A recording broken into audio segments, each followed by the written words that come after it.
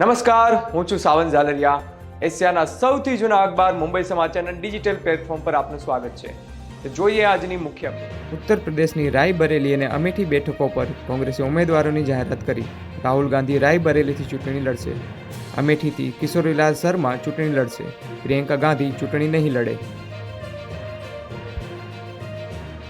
Communist party of ઇન્ડિયાના રાષ્ટ્રીય સચિવ અતુલ કુમાર અંજાનનું આજે સવારે લખનૌમાં અવસાન. લાંબા સમયથી કેન્સરથી પીડિત હતા. લોકસભા ચૂંટણી પ્રચાર માટે વડાપ્રધાન નરેન્દ્ર મોદી 2 દિવસ પશ્ચિમ બંગાળની મુલાકાતે. આજે રાજ્યમાં 3 રેલીઓ સંબોધિત કરશે. માર્ચ મહિનામાં ભારતના સર્વિસ સેક્ટરની નિકાસમાં ઘટાડો.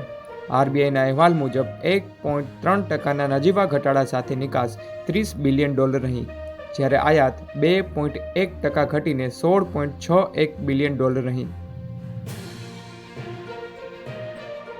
પશ્ચિમ બંગાળના રાજ્યપાલ સીવી આનંદ બોઝ પર જાતીય સતામણીનો આરોપ. રાજભવનની મહિલા કર્મચારીએ લેખિત ફરિયાદ નોંધાવી. સાબરકાંઠાના વડાલીમાં ગઈકાલે થયેલા પાર્સલ બ્લાસ્ટ અંગે મોટો ખુલાસો. પત્નીના પ્રેમીની હત્યા કરવા માટે પતિએ પાર્સલમાં વિસ્ફોટકો મોકલ્યા હતા. ગુજરાતમાં ગરમીનો પ્રકોપ યથાવત રહેશે. આગામી 7 દિવસ તાપમાન સૂકું રહેવાની આગાહી. સૌરાષ્ટ્ર કચ્છમાં 4 દિવસ હીટવેવ રહેશે. મુંબઈના ભાંડુપમાં આવેલી સુષ્મા સ્વરાજ પ્રસૂતિ ગૃહમાં તંત્રની ઘોર બેદરકારી સામે આવી. લાઇટ કટ થતાં ડોક્ટરે મોબાઈલ ફોનની ફ્લેશલાઇટ વડે ડિલિવરી કરી. માતા અને બાળકનું મોત. દેશના ઘણા શહેરોમાં વંદે મેટ્રો સુવિધા શરૂ થવાની છે. મુંબઈમાં શરૂ થનારી વંદે મેટ્રોનો ફર્સ્ટ લુક જાહેર કરવામાં આવ્યો છે. મુંબઈની લાઇફલાઇન ગણાતી લોકલ ટ્રેનની જેમ વંદે ભારત મેટ્રો પણ મુસાફરોને સુવિધા આપશે.